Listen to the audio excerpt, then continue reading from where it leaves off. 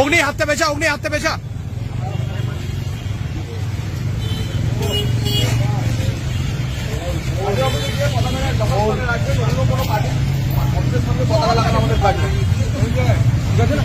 আপনারা নিশ্চিন্ত ভাবুন কোনোভাবে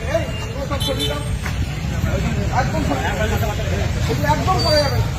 আমরা তৃণমূল না। জগাদা কি উদ্যোগ নেওয়া হলো? না, কোথাও কোনো অশান্তি করা যাবে না। ভারতীয় জনতা পার্টি হিংসা মুক্ত রাজনীতি, ভয় মুক্ত পরিবেশ তৈরি করার জন্য আমরা 5 বছর ধরে লড়াই করেছি। আমাদের ব্যথা আছে। এই বীরভূম জেলাতে 2 মে থেকে 5টি খুন হয়েছিল, প্রায় 50 জন মহিলার গায়ে হাত দেওয়া হয়েছিল। কিন্তু আমরা সেসব ভুলে গিয়ে আমরা তো বলেছি অপরাধ এবং অপরাধীর গুণ বিচার করে নতুন সরকার এসে অ্যান্টিবায়োটিক প্রয়োগ করবে।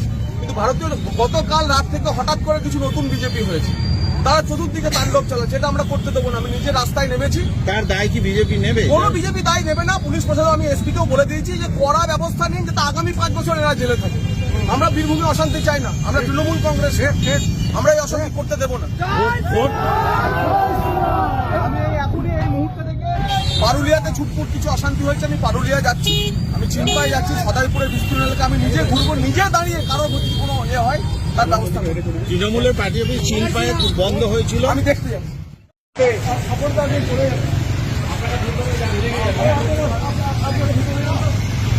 অগ্নি হাতে পেছা, অগ্নি হাতে পেছা।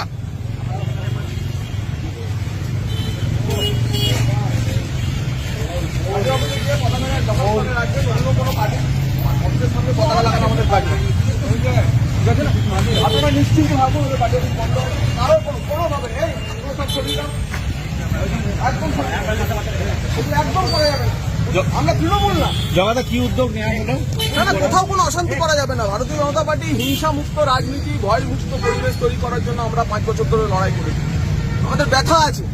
এই বীরভূম জেলাতে 2 মে থেকে 5টি খুন হয়েছিল, প্রায় 50 জন মহিলার গায়ে হাত দেওয়া হয়েছিল। কিন্তু আমরা সেসব ভুলে গিয়ে আমরা তো বলেছি অপরাধ এবং অপরাধীর গুণ বিচার করে নতুন সরকার এসে অ্যান্টিবায়োটিক প্রয়োগ করবে। কিন্তু ভারতীয় গতকাল রাত থেকে হঠাৎ করে কিছু নতুন বিজেপি হয়েছে, তারা চতুর্দিকে তাণ্ডব চালাচ্ছে। এটা আমরা করতে দেবো না। আমি নিজে রাস্তায় নেমেছি। তার দায় কি বিজেপি নেবে? কোনো বিজেপি দায় নেবে না। পুলিশ প্রশাসন, আমি এসপিকেও বলে দিয়েছি যে কড়া ব্যবস্থা নিন, যাতে আগামী 5 বছর এরা জেলে থাকে। আমরা বীরভূমে অশান্তি চাই না। আমরা তৃণমূল কংগ্রেস, আমরা এই অশান্তি করতে দেবো না। আমি এখনই এই মুহূর্তে থেকে পারুলিয়াতে ছুটপুট কিছু অশান্তি হয়েছে, আমি পারুলিয়া যাচ্ছি, আমি চিন্তায় যাচ্ছি। সদাইপুরের বিস্তীর্ণ এলাকা আমি নিজে ঘুরবো, নিজে দাঁড়িয়ে কারোর যদি কোনো হয় তার ব্যবস্থা করবো। তৃণমূলের পার্টি অফিস চিনপায়ে বন্ধ হয়েছিল, আমি দেখতে যাচ্ছি।